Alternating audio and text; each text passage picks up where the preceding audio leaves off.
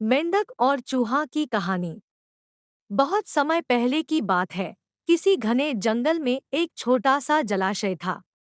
उसमें एक मेंढक रहा करता था। उसे एक दोस्त की तलाश थी। एक दिन उसी जलाशय के पास के एक पेड़ के नीचे से चूहा निकला। चूहे ने मेंढक को दुखी देखकर उससे पूछा, दोस्त क्या बात है? तुम बहुत उदास लग रहे हो।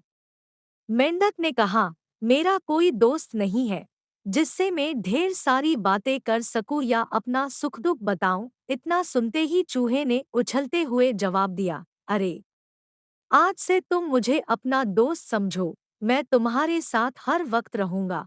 इतना सुनते ही मेंढक बेहद खुश हुआ।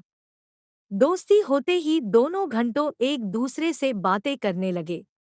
मेंढक जलाशय से निकलकर कभी पेड़ के नीचे बने चूहे के बिल में चला जाता, तो कभी दोनों जलाशय के बाहर बैठकर काफी बातें करते।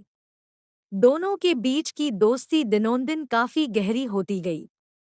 चूहा और मेंढक अपने मन की बात अक्सर एक दूसरे से साझा करते थे।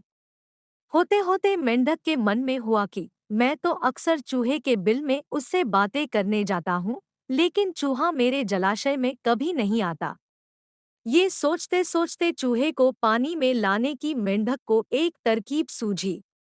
चालाक मेंढक ने चूहे से कहा, दोस्त, हमारी मित्रता बहुत गहरी हो गई है।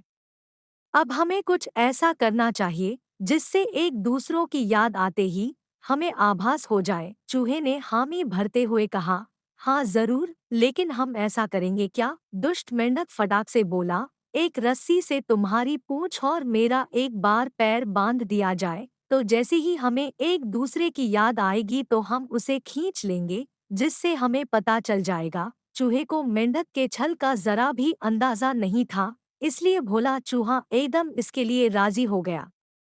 मेंढक ने जल्दी जल्दी अपने पैर और चूहे की पूंछ को बांध दिया। इसके बाद मेंढक ने एकदम पानी में छलांग लगा ली। मेंढक खुश था क्योंकि उसकी तरकीब काम कर गई। वहीं जमीन पर रहने वाले चूहे की पानी में हालत खराब हो गई। कुछ देर छटपटाने के बाद चूहा मर गया। बाज आसमान में उड़ते हुए यह सब देख रहा था। उसने जैसे ही पानी में चूहे को तैरते हुए देखा तो बाज तुरंत उसे मुंह में दबाकर उड़ गया। दुष्ट मेंढक भी चूहे से बंधा हुआ था, इसलिए वो भी बाज के चंगुल में फंस गया। मेंढक को पहले तो समझ ही नहीं आया कि हुआ क्या। वो सोचने लगा, आखिर वो आसमान में उड़ कैसे रहा है। जैसे ही उसने ऊपर देखा तो बाज को देखकर वो सहम गया। वो भगवान से अपनी जान की भीख मांगने लगा, लेकिन चूहे के साथ साथ बाज उसे भी खा गया। सीख, दूसरों का नुकसान पहुंचाने की सोच रखने वालों को खुद भी नुकसान उठाना पड़ता है। जो जैसा करता है वो वैसा ही भरता है।